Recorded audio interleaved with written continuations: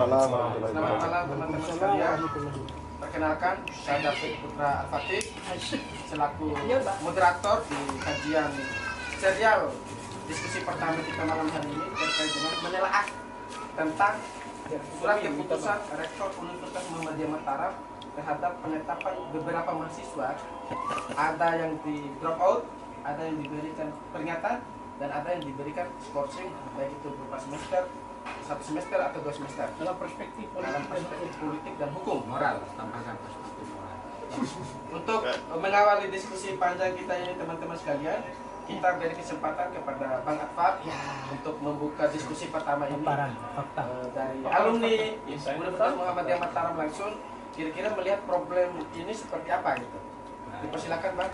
Saya akan menguraikan tentang Sengkarut yang ada di kampus Muhammadiyah Mataram. Jadi Sengkarut ini teman-teman masalahnya begitu banyak. Kalau saya melihat memang betul. Satu sisi kita tidak bisa mengelakkan ada kecerobohan dari sistem atau mekanisme yang sudah disediakan oleh kampus Muhammadiyah Mataram, sehingga dari mekanisme yang sudah dicoba dilaksanakan di kampus itu, sekuat apapun masih bisa ditembus oleh anak-anak, masih bisa ditembus oleh oknum-oknum yang juga memasukkan segala bentuk dokumen yang menjadikan bahwa slip pembayaran itu sah dan bisa diaktifasi sebagai mahasiswa umat yang bisa dioperasikan dan disediakan di Universitas Muhammadiyah. Namun satu sisi, atas kejadian tersebut, Rektor Universitas Muhammadiyah Mataram sudah mengeluarkan surat keputusan. Ada kategorinya yang di DO-kan atau dikeluarkan dan juga dikasih sanksi administrasi seperti di skorsing dan lain sebagainya. Dari jumlah secara keseluruhannya itu kurang lebih dari 200 lebih pelaku. Kemudian ada 30 lebih yang di DO. Dalam dataran pendapat saya tidak mengetahui secara persis tentang hiruk pikuk yang terjadi pada kasus pemalsuan SPP kali ini. Tapi saya dengar-dengar bahwa kasus ini sudah dari dulu, dari tahun 2000-an. Artinya udah lama Bang ya? Udah lama. Udah lama. Berarti sebelum ini membeludak, berarti kasus ini sudah lama menyelinap di kampus Muhammadiyah Mataram, dan kita tidak tahu pelaku yang memulai itu. Apakah ada pengaruh dari pelaku yang pertama kali sehingga informasi ini secara rahasia menyebar, oh begini jalannya sampai sekarang, sehingga bisa diakses sampai pada tahun 2002 atau tahun 2003 oleh teman-teman mahasiswa. Namun pertanyaannya, sikap rektor yang memberikan sanksi, kita juga patut membenarkan sikap rektor memberikan hukuman dan sanksi kepada mahasiswa agar tidak terulang kembali kejadian yang sama, dan melalui tahap tersebut pemulihan dan langkah perbaikan daripada sistem dan mekanisme kampus itu perlu juga. Tetapi ada juga pertanyaan-pertanyaan kenapa dari orang tua yang pernah hubungi saya kemarin, kemudian dari beberapa mahasiswa juga yang katanya, yang saya tidak menelusuri sejauh dan sedalam mungkin, dia mengataskan diri sebagai korban, tapi dia diberikan juga sanksi mengataskan dirinya sebagai korban. Akibat apa alasan dia terpaksa melakukan itu dan ikut serta sebagai anggap sajalah ikut dalam pola, ikut dalam permainan itu, karena kenaikan SPP di tengah jalan itu pernyataan itu yang belum saya pastikan apakah pernyataan itu benar atau tidak. Saya hanya sekedar menyampaikan peristiwa yang saya alami dan komunikasi yang pernah saya lakukan dengan beberapa mahasiswa dan juga orang tua mahasiswa. Nah, mereka terpaksa karena sebelumnya ada cuti besar-besaran. Entahkah, saya tidak juga tahu karena udah lama saya tidak bicara, melihat, mendengar dan bahkan main-main di kampus Muhammadiyah belum. Sudah lama, hitungan 2-3 tahun. Nah, jadi penyampaian mereka 1000 lebih kalau tidak salah mahasiswa yang terpaksa cuti akibat apa?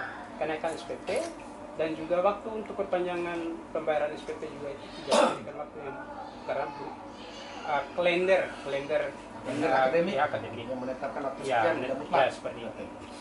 Namun ada yang menarik dalam kasus ini. Polarisasi yang dimainkan oleh mahasiswa seolah-olah ini kejahatan yang cukup luar biasa yang ada di dalam tubuh pemerintah nasional. Itu saja Kemenko seperti itu. Anggap saja seperti itu. Seperti itu maksudnya gimana itu, Bang? Nah, pahami aja. Coba slip pembayaran ada pernyataan bahwa ada orang dalam. Ada pernyataan juga dari beberapa oknum yang melakukan itu. Mereka menyampaikan tidak ada orang dalam. Orang dalam mana juga? Orang dalam kampus, pegawai kampus. Itu maksudnya. Entah ke pejabat keuangan kampus, tapi yang saya paham, slip atau proses pembayaran SPP itu melalui bank yang kerjasama dengan kampus atau universitas. Dari bank itu ada pelaporan pemberitahuan bahwa pembayaran SPP dari periode tahun ini segini. Tetapi berdasarkan keterangan mahasiswa kemarin, kenapa kasus ini bisa bocor? Karena ada laporan dari pihak bank bahwa pada semester ini jumlah keseluruhan mahasiswa dengan jumlah uang itu tidak sesuai. Jumlah mahasiswa yang aktif yang ikut aktif dengan jumlah mahasiswa yang dengan jumlah keuangan yang terdaftar atau yang sudah terkumpul dalam bank itu tidak sesuai, minus plus, sehingga muncullah penelusuran dan indikasi uang ini gimana ya sisanya bisa seperti itu. Akhirnya ya bang kembalikan ke kampus dan memberitahukan bahwa ada terjadi ini. Oke bang, itu dulu bang ya. Sehingga kasus ini mulai merambat, dipanggillah mahasiswa dan terungkaplah di situ. Tapi sekarang pertanyaannya, ada nggak pihak kampus? Oke, nanti mungkin akan disampaikan oleh beberapa penjelasan dari pengamat nanti. Selanjutnya kita beri kesempatan untuk berbicara pengamat korupsi. Sudah, jangan ke waktu. Selang-seling ya. Ini suaranya. Silakan. Menurut kami, ini sebagai pernyataan awal bahwa kasus ini tidak ansih ya kan? Bicara soal notabene kesalahan mahasiswa semata ya kan? Kami berpendapat bahwa tidak sesederhana itu melihat kasus ini ya kan? Karena menurut kami kasus ini ya kan? Berjalan dari sekian tahun sebelumnya kejadiannya ya kan? Tapi terbongkar pada saat tahun 2023. Nah sehingga disitulah kemudian muncul analisis kami bahwa kasus ini pasti melibatkan ya kan, berbagai macam pihak, tidak notabene hanya sekedar mahasiswa yang langsung dijustifikasi sebagai pelaku sekaligus korban. Nah sehingga harapan kami ya kan, mengajak semua elemen masyarakat ya kan, bahkan orang tua korban ya kan, untuk bagaimana sama-sama mengawal kasus ini supaya ada kejelasan, ada titik terang ya kan, karena kampus juga dalam hal ini saya melihat semacam tidak mau disalahkan ya kan. Kenapa demikian? Karena waktu itu setelah kasus ini mencuat, kemudian ada pelaporan dari pihak bank dan lain sebagainya. Sebelum itu saya ingin bertanya, apakah rekening yang dipakai bayar itu bukan rekening kampus? Itu pertanyaan pertama. Nah sehingga otomatis, ya kan, uang yang dibayarkan itu terlepas dari slip dari pihak bank dan lain sebagainya. Ini kan narasi yang digiring ini adalah pihak mahasiswa dengan bank, itu loh. Ada slip bank, oke, itu secara fakta, secara slip bisa kita lihat, ya kan? Nah lalu pertanyaan saya, ketika uang itu masuk di rekening kampus, ya kan, atau dengan merujuk pada kasus ini, yang otomatis uang itu tidak masuk dalam rekening kampus. Gitu. Nah, yang ini saya mau pertegas, yang ini saya pertanyakan, oleh karena ini akumulasi, ya kan? Oleh karena hitungannya akumulasi, artinya kan berarti tahun-tahun sebelumnya juga harus kita kaji, gitu. Oke. Kenapa kemudian tidak terbongkar tahun-tahun sebelumnya? Atau pada saat kejadian pertama kali pada tahun sebelumnya, itu sesungguhnya menurut saya itu pasti diketahui langsung oleh pihak kampus. Itu peristiwanya, Bang? Peristiwanya, gitu loh. Nah, sehingga kampus juga beralibi bahwa ini akumulasi, totalnya 100 sekian miliar. Iya, akumulasi ini kan tidak hanya bicara akumulasi uang, tapi bicara akumulasi waktu. Kan gitu. Antara tahun 2003 dan sebelumnya. Kan gitu. Rentetan peristiwanya. Nah, sehingga saya menduga, ya kan, ada oknum birokrasi kampus juga ikut bermain dalam kasus ini. Memuluskan. Ya, memuluskan. Oke. Kemudian selain dari ada dua kemungkinan. Pertama itu ada unsur kesengajaan, yang kedua itu ada unsur kelalaian. Nah, tinggal nanti kita uraikan dan ada solusi yang saya tawarkan soal untuk membongkar ini. Oke. Saya tertarik dengan kasus beberapa terbongkarnya kasus KPK. Ya, pejabat bupati dan wali kota beberapa di Indonesia. Jadi KPK itu berlandaskan laporan BPK, Pak. Ya kan? Jadi ada audit BPK itu menjadi landasan bagi KPK untuk menangkap.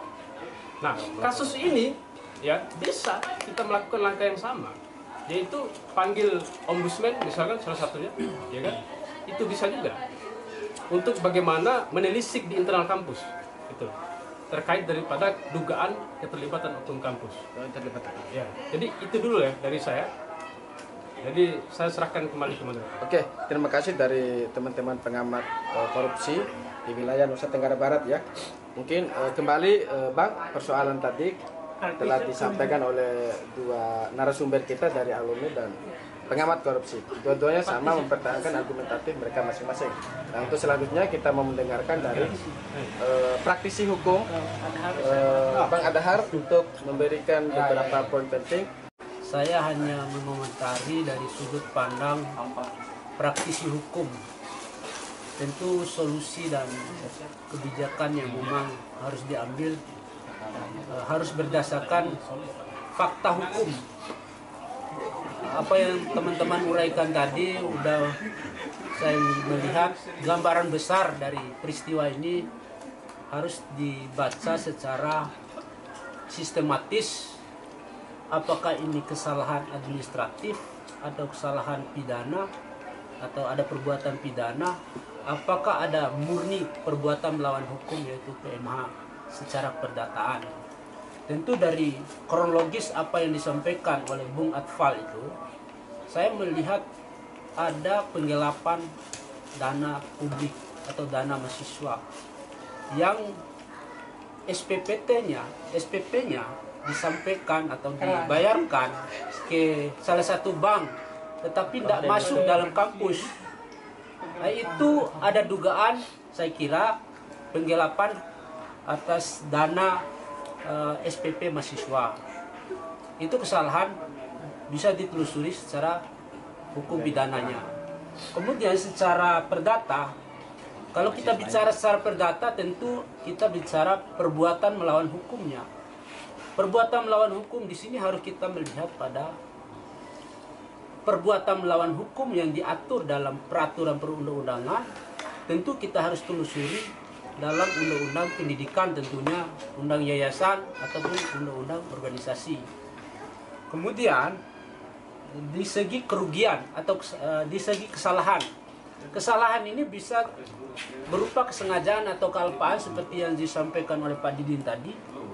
Kesalahan dalam sistem yang dikelola oleh kampus mengenai pembayaran tadi, sistemnya seperti apa melalui bank yang mitra Muhammadiyah itu BSI itu Muhammadiyah Mataram. Kemudian apakah ada kelalaian? Itu yang harus dikaji kalau kita mencari kesalahan. Kemudian setelah mencari kesalahan, apakah ada kerugian? Nah, kerugian ini berbicara pada kerugian material dan imaterial. Kerugian material tentu kita dapat melihat dalam perspektif ya tadi ya disampaikan oleh Bang Didi dan Mas Atfal, ada uang mahasiswa yang diduga masuk di bayar SPP namun tidak sampai mahasiswanya mau di DO karena tidak membayar SPP. Kemudian kerugian imaterial terjadi hambatan-hambatan sehingga mahasiswa itu tidak bisa menjalankan aktivitas sebagaimana mestinya, yaitu kuliah ataupun sebagai seorang mahasiswa yang menjalankan fungsinya untuk kuliah atau menimba ilmu di Universitas Muhammadiyah Mataram ini. Itu kerugian imaterialnya. Kemudian setelah 3 unsur tadi harus ada hubungan kausalit antara pelaku dengan kerugian dan perbuatannya. Itu memang harus dikaji.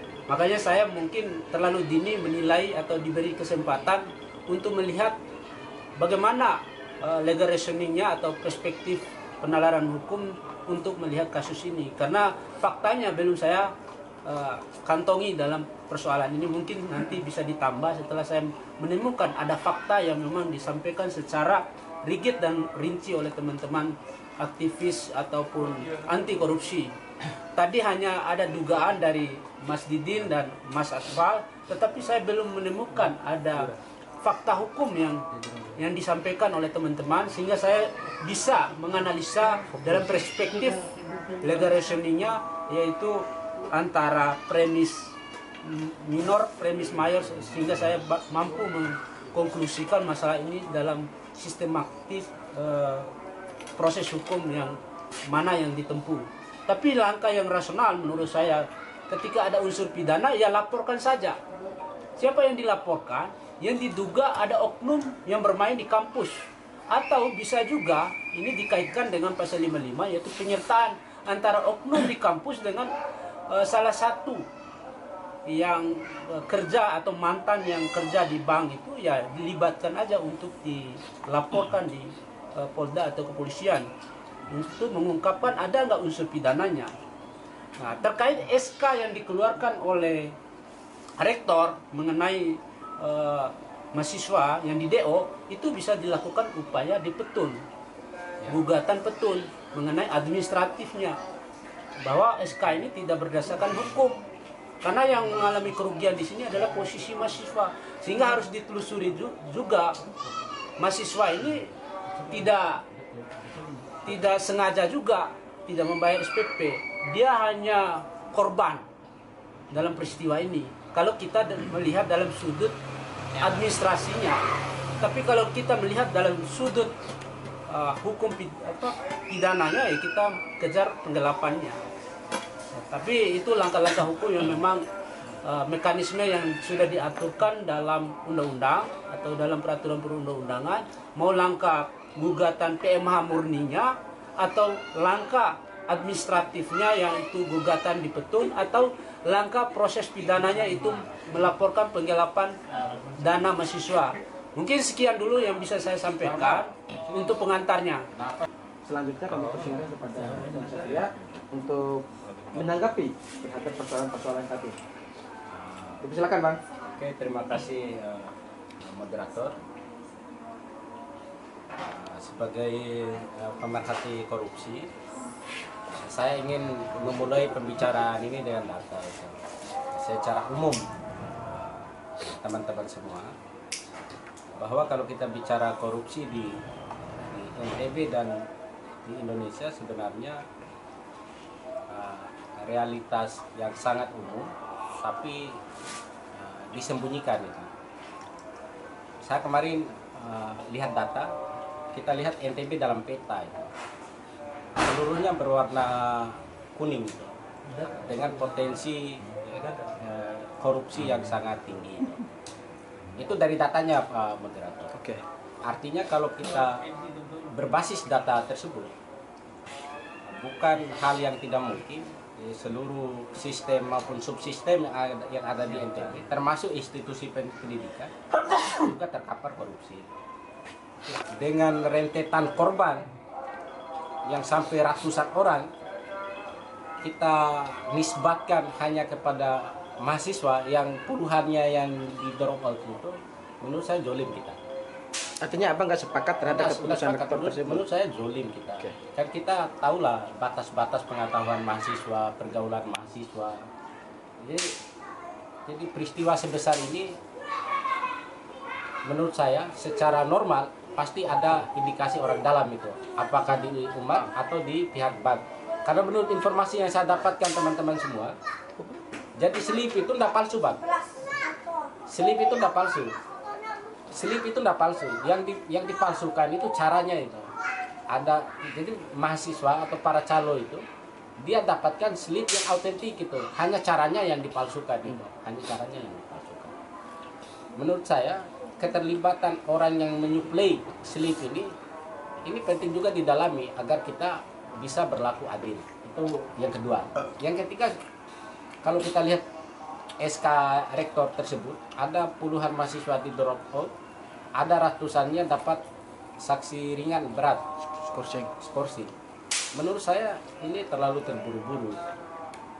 Karena saya dapat cerita dari teman-teman yang bahkan di itu korban sebenarnya, korban dari aktivitas para calo tersebut. Yang karena faktor keadaan, barangkali karena tiba-tiba umat menaikkan SPP di tengah jalan atau deadline pembayaran SPP yang mereka terpaksa dengan satu harapan bahwa orang yang diminta untuk bayar itu akan menyampaikan amanah tersebut. Itu yang kedua. Yang keempat, saya tertarik dengan diksi salah satu pejabat kampus di umat yang mengatakan bahwa penindakan itu dilakukan demi melindungi wibawa kampus. Ini ketegasan itu melekat satu kalkulasi kewibawaan, wibawa kampus. Menurut saya mengatakan kewibawaan kampus dengan cara yang sangat sporadis begitu itu tidak menyelesaikan masalah. Terakhir, agar lebih objektif sebenarnya mesti peristiwa ini diperiksa melalui saluran eksternal itu, melalui proses penegakan hukum atau melalui proses audit BPKP atau bahkan diperiksa oleh ombudsman kan terkait layanan publik yang administrasi publiknya. Karena hanya dengan cara itu ada saluran yang memungkinkan kita bisa berlaku arif itu, berlaku adil. Karena kita juga tahu kan yang namanya penyelesaian dari dalam pasti melekat, oh ini demi wibawa kampus, demi nama baik kampus. Kadang-kadang kan ada yang berpikir, oh kita sembunyikan ini, kita korbankan yang ini kan. Kadang-kadang kan begitu. Maka demi itu sebenarnya agar ada upaya pemulihan kampus ini mesti diperiksa secara eksternal melalui lembaga-lembaga eksternal. Karena audit internal itu biasanya banyak yang dipalsukan juga. Diragukan lah. Banyak yang dipalsukan kan. Oh, demi melindungi wibawa kampus bla bla bla. Terima kasih Pak Moderator. Terima kasih Bang Satria dari Pemerhati Sosial. Tadi sudah disampaikan Bang, teman-teman sekalian bahwa pihak birokrasi Universitas Muhammadiyah Mataram kesannya terlalu terburu-buru mengeluarkan surat keputusan terhadap sengkarut persoalan kemahasiswaan ini. Nah, agar lebih jelasnya teman-teman sekalian, kita akan mendengarkan dari abang anda kita, Bang Safran. Kalau saya perhatikan uraian teman-teman tadi, teman-teman menganggap bahwa ada oknum yang bermain dalam kasus ini terkait kasus pemalsuan slip ya, pembayaran SPP. Menurut saya teman-teman, kita tidak boleh terlalu cepat menyimpulkan sesuatu. Kita harus memahami dulu fakta yang ada, lalu kemudian kita mengkategorisasikan fakta itu menjadi fakta hukum. Pertama, sepanjang yang saya tahu teman-teman, ini persoalan yang memang di luar dari kendali sistem yang ada di birokrasi Muhammadiyah Mataram. Kenapa? Karena permainan pemalsuan slip atau pembayaran SPP ini teman-teman, ini murni dilakukan oleh teman-teman mahasiswa dengan calo, dengan modus operandi kejahatan yang dilakukan, teman-teman ini, calo-calo ini menawarkan kepada setiap mahasiswa untuk membayar melalui mereka itu hanya 50% dari SPP yang akan mereka bayarkan. Nah, mereka menawarkan kalau misalnya SPP-nya 4 juta, teman-teman mahasiswa ini hanya membayarkan 2 juta kepada mereka. Dan dalam slip SPP itu tertandatangani dan terstempel bahasa lunas. Ini modus operandinya. Sehingga mahasiswa itu berbondong-bondong memilih jalur yang calo ini, jalur calo ini. Karena pikiran mahasiswa sudah untung banyak mereka. Harusnya 100%, tapi mereka hanya bayar 50% saja. Untung banyak, mereka bisa mengambil keuntungan dari orang tua lah, kira-kira begitu bahasa kasarnya. Sehingga mereka membayarkan ke calo itu. Setelah dibayarkan ke calo itu, calo ini punya orang lagi di atas mereka. Jadi dia ke saudara, ada inisial R. Di inisial R inilah yang nantinya memberikan kepada teman-teman calo di bawah ini slip, ya, slip bank itu yang sudah terisi, bukti pelunasan SPP, kemudian tanda tangan tellernya, kemudian stempelnya diberikan kepada calo. Lalu calo ini yang mendistribusikan kepada mahasiswa-mahasiswa yang memilih menggunakan jalur mereka. itu masalahnya teman-teman. Sehingga dengan konstruksi masalah yang seperti itu, saya tidak menemukan peran dari kampus atau internal kampus. Ya, saya tidak menemukan peran antara orang kampus atau orang dalam dengan mekanisme kerja yang seperti ini. Sebab teman-teman, kalau misalnya kita mau menghubungkan dengan birokrasi di dalam, saya pikir harus ada peran yang terlihat. Misalnya, orang dalam memberikan slip bank misalnya, baru kita bisa membangun korelasinya, ada keterkaitan antara orang dalam dengan teman-teman pelaku ini. Sedangkan ini yang terjadi di Muhammadiyah ini teman-teman, ya, tidak ada korelasi dengan orang dalam, pure ini permainan orang luar. Setelah mereka mendapatkan slip bank itu, kemudian mereka mengupload ke sistem Muhammadiyah itu, baru mereka bisa mengisi KRS. Itu yang sepanjang yang saya tahu. Nah, terkait uraiannya Satria tadi, kok bisa baru ketahuan sekarang? Sedangkan praktek ini sudah dilakukan 2020, 2021, 22, 23 sampai berarti kurang 4 tahun terakhir lah hitungannya. Kenapa baru diketahui sekarang kan? Saya pikir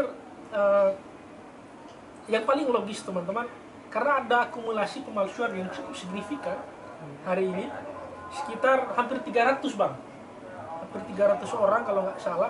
Kalau diakumulasikan uang itu sekitar 1M lah, 1M. Sehingga terlihat dalam sistem itu, orang bank itu mengkonfirmasi pada Muhammadiyah, ini yang mahasiswa yang aktif ini segini, tapi uangnya cuma segini. Nah, sehingga Muhammadiyah melakukan penelusuran terhadap laporan dari pihak perbankan tadi, dan ditemukan ada pemalsuan itu teman-teman.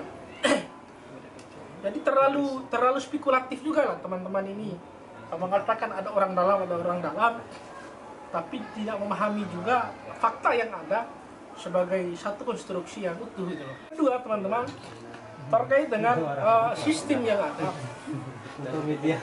saya pikir kalau kita bicara sistem, tidak ada sistem ini yang matang teman-teman. Ya, apalagi di era teknologi seperti ini, ya, modus operandi kejahatan baru itu terus bermunculan. Sehebat apapun kita menyelesaikan sistem itu, ya tetap saja ada kemungkinan akan dibobol, ada kemungkinan akan dimanfaatkan orang dengan modus-modus lain lah. Nah, saya pikir memang sebagai institusi besar dan sebagai perguruan tinggi yang terbaik lah di NTB saat ini, ya kampus mungkin ke depan dan sudah mungkin dilakukan dengan adanya kasus ini, mereka melakukan rekonstruksi sistemnya sehingga ke depan hal-hal seperti ini tidak terjadi lagi. Itu pasti dilakukan.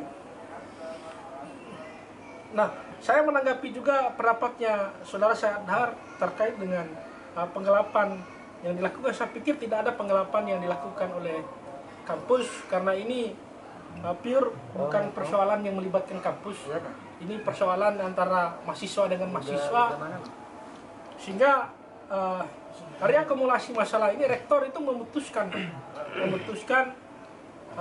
untuk memberi sanksi kepada teman-teman sebagai calo dan teman-teman sebagai pelaku utama dan teman-teman sebagai yang turut serta juga dalam persoalan ini. Itu dengan sanksi, ada yang disanksi DO, ada yang disanksi skorsing juga oleh pihak kampus, tergantung dari besar tidaknya perbuatan yang dilakukan atau kerugian yang dilakukan terhadap kampus. Misalnya ada yang membayar melalui calo itu selama 2-3 semester, maka dia akan diskorsing selama 3 semester. Ada yang membayar kuliah itu melalui calo itu 1 semester, mereka diskorsing 1 semester. Ya, saya pikir kampus juga ya cukup adil, cukup arif juga, di samping juga memberikan peringatan sekaligus memberi pelajaran kepada adik-adik mahasiswa ke depannya untuk lebih berhati-hati, ke depannya untuk lebih memilih dan memilah ketika membayar SPP. Ya, kenapa harus ke orang? Kan ada bank. Kenapa harus ke orang kira-kira? Ada bank, Pak. Teman-teman bisa ke bank, bayar, selesai. Ya. Saya pikir tidak ada istilah korban di sini. Mahasiswa, calo dan pelaku utama ini sama-sama pelaku, Pak. Itu play victim semua itu. Pelaku sekaligus korban mereka itu. Karena mereka sudah tahu bayar SPP ini harus ke bank, Pak. Kenapa harus pakai calo? Dengan skema mereka bayar ke calo ini 50%. Mulainya gas. Iya. Mereka bayar mulai calo ini 50%, Pak. Sedangkan Muhammadiyah ini, Pak, untuk diketahui teman-teman, skema di Muhammadiyah itu bisa dibayar 2 kali, teman-teman. Tidak kayak di perguruan tinggi yang lain harus bayar cash. Tidak, di Muhammadiyah. Di Muhammadiyah kita bisa bayar 2 kali. Bayar di awal semester, baru nanti kita bayar pas mau semester akhir. Ya. Pas nanti UAS itu bisa kita bayar. Artinya kebijakan kampus ini juga cukup fleksibel untuk memahami juga psikologi dan ekonomi mahasiswa yang ada. Jadi mahasiswa tidak perlu pakai jalur pintas lah. Karena nggak punya uang, logikanya pakai jalur pintas, bayar 50% yang nggak pernah, itu juga kan nggak baik gitu. Dan nggak baik untuk pertumbuhan intelektualnya lah. Saya pikir begitu, teman-teman. Kita tidak berspekulatif. Saya minta teman-teman pemerhati korupsi di NTB juga untuk memahami lah problematika ini sebagai problem yang serius, dan kita harus memahami secara utuh supaya ada kehati-hatian kita dalam memberikan argumentasi hukum. Saya pikir itu Bapak Pengamat Ibu Mulyadin. Dan kalau teman-teman pun mau misalnya mau menggugat ya dari pihak kampus pun sudah, saya pikir bahasa simbolis dari WR1 Pak Safrin kalau nggak salah. Kalau teman-teman mau menggugat, silakan. Kan ada prosedur hukum yang dilalui, ya, ada akses hukum yang terbuka untuk teman-teman mengupayakan untuk pemenuhan hak-hak dan hak-hak teman yang dianggap dikorbankan oleh oknum-oknum itu. Saya pikir itu, moderator, kita bisa diskusi lebih lanjut. Beberapa perspektif, ternyata itu mahasiswa sendiri yang salah. Sudah disiapkan kerang segala macam, tapi mahasiswa tidak mau membayar dengan ketentuan-ketentuan yang telah ditetapkan oleh Universitas Muhammadiyah Mataram. Nah, gimana nih Bang, dari teman-teman pemerhati korupsi, kira-kira seperti apa itu? Oke. Kita izin menanggapi dulu. Oke, langsung. Jadi baik, saya sedikit menanggapi terkait beberapa poin pernyataan dari saudara saya Safran SHMH. Ya. Jadi pertama yang ingin saya sampaikan bahwa ini bukan soal spekulasi. Ya. Ini kita mencoba menelerai, mencoba menganalisis apa di balik yang nampak. Jadi saya paham bahwa konstruksi yang disampaikan oleh saudara Safran itu adalah konstruksi atau fakta yang dimana kampus ini sesungguhnya sudah mengkonstruksikan ya, bahwa dari rangkaian proses terungkapnya kasus ini, ya kan, kemudian dari pada ujungnya dikeluarkan SK Rektor, itu semua memang konstruksinya kesalahan mahasiswa. Nah ini konstruksi ini kan akan dimainkan di publik, ya kan, benar-benar disosialisasikan di publik, ya kan, bahwa kesalahan ini memang murni kesalahan mahasiswa. Gitu. Nah konstruksi ini yang kemudian dipertahankan oleh pihak kampus, gitu, ataupun pihak-pihak yang mendukung daripada eksistensi kampus Muhammadiyah ini. Tapi yang ingin saya soroti di sini, ya, bahwa kita menggunakan logika, ya kan, bahwa ada keterkaitan kampus itu dalam hal pengelolaan keuangannya. Gitu. Kan di situ titik yang perlu kita kaji dan perlu kita telusuri lebih jauh, letaknya di situ. Nah supaya apa, ya kan? Supaya kampus juga ini mendudukan perkara ini secara objektif, gitu. Tidak kemudian membangun narasi, membangun konstruksi bahwa rangkaian peristiwa ini ya memang notabene murni kesalahan mahasiswa. Ya kan ini kan juga semacam alternatif yang kemudian disimpulkan oleh kampus itu sendiri. Bahkan kampus sendiri membentuk tim khusus, gitu, di internal kampus untuk menelisik kasus ini. Nah sekarang kami dari pemerhati korupsi ya wajar, gitu, mempertanyakan objektivitas, ya kan, dari tim yang dibentuk oleh internal kampus, gitu. Makanya tadi saudara saya Satria menawarkan bahwa, ya kan, kami meragukan itu, wajar kami meragukan itu. Bagaimana mungkin logikanya, ya kan, membentuk tim internal kampus kemudian menelisik kasus ini, yang dimana kasus ini terjadi dalam kampus, kan gitu. Nah seharusnya, ya kan, kalau kampus berani, ya kan, libatkan, gitu loh, pihak-pihak atau lembaga-lembaga negara yang berwenang terhadap itu, terlibat juga dalam tim penyelidikan, gitu loh, terhadap kasus ini, supaya benar-benar objektif kasus ini. Nah sehingga kampus juga harus berani dalam hal itu, ya. Ini kan justru kalau kampus berani membuka, ya kan, membuka atau menelisik di internal kampus, diduga ada keterlibatan oknum, justru itu baik untuk kampus, gitu loh. Ada rekrutisasi kampus terhadap ini kan antara kampus dengan oknum, gitu loh. Makanya saya garis bawahi, ya, kita tidak menyoroti kampus sebagai lembaga di mana Muhammadiyah ini memang tujuan sangat mulia, fokus pada pendidikan, ya kan, itu lembaganya. Tapi kan bagaimana dengan oknumnya? Yang dimana oknum ini kan manusia, punya sisi kelemahan dan sisi kelebihan, kan gitu. Nah ini yang perlu kita cari tahu terlebih jauh, gitu loh. Nah sekarang oke lah, jadi rangkaian peristiwa yang dijelaskan oleh Saudara Safran itu kan fakta yang dipublis, ya kan, berdasarkan perspektif kampus, kan gitu, ya kan. Rangkaiannya memang sangat sistematis yang dijelaskan bahwa ada oknum, ya kan, oknum bank, ada slip, ya memang tidak nampak. Jadi yang dijelaskan memang yang nampak, gitu. Yang nampak itu siapa? Ya mahasiswa, oknum bank, slip bank. Nah sehingga pengarahan perspektif itu pasti merujuk pada sana, gitu. Mari sama-sama kita, ya, menelisik dan membongkar supaya ada benar-benar objektif dalam hal membicarakan persoalan kampus Muhammadiyah ini. Yang pertama itu yang paling kami tekankan adalah soal pengelolaan atau oknum yang mengelola sistem keuangannya. Mustahil bagi kami itu tidak ada laporan pengeluaran dan pemasukan keuangan, ya kan, yang kemudian itu menjadi fakta agar supaya kenapa sesungguhnya kasus ini bisa terungkap jauh-jauh hari sebelum tahun 2023 ini. Kalau semisal tidak ada kelalaian dalam sistem pengelolaan keuangan di internal kampus Muhammadiyah, itu. Nah sehingga supaya kampus juga harus berani bersikap terhadap itu.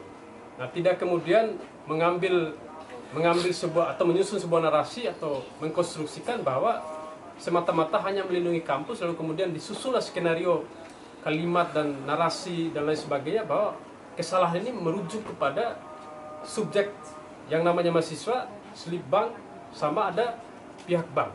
Nah ini kami sekali lagi menegaskan bahwa kasus ini tidak hanya sampai di situ, ya, harus di internal Muhammadiyah ditelisik lebih jauh. Karena saya tidak sepakat oknum yang seperti itu merusak nama kampus. Kami tidak menyalahkan kampus, tapi mari itu loh. Oknum itu harus dibersihkan dari kampus Muhammadiyah. Jadi sekian dari kami. Jadi mohon publik menilai ini. Kalaupun soal gugat, kami akan melakukan upaya itu, ya. Dengan cara tadi yang saya sampaikan, kami akan, oleh karena kampus menggunakan pihak internal membentuk tim khusus penyelidikan ini, dan kami dari tim anti korupsi melakukan langkah untuk bekerja sama atau meminta kepada lembaga terkait yang berwenang untuk melakukan penyelidikan juga terhadap internal kampus. Terima kasih Bang. Ya. Teman-teman sekalian, diskusi yang kita jalankan pada malam hari ini ialah tentang surat keputusan Rektor Universitas Muhammadiyah Mataram, teman-teman. Nah, dari dua perspektif tersebut, ada dari sisi akademisi Universitas Muhammadiyah Mataram, ada juga dari beberapa pemerhati korupsi di Nusa Tenggara Barat, teman-teman sekalian. Tapi apapun yang terjadi, teman-teman sekalian, bahwa melakukan penipuan atau melakukan pembayaran palsu terhadap birokrasi atau keuangan universitas itu tidak baik.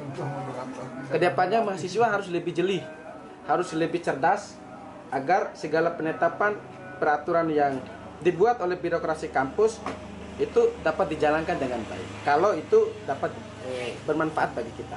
Tapi kalau tidak, silahkan dengan beberapa mekanisme yang telah disampaikan tadi, silahkan digunakan juga, teman-teman. Itu sebagai kerang dan aspirasi bagi kita untuk mencapai keadilan.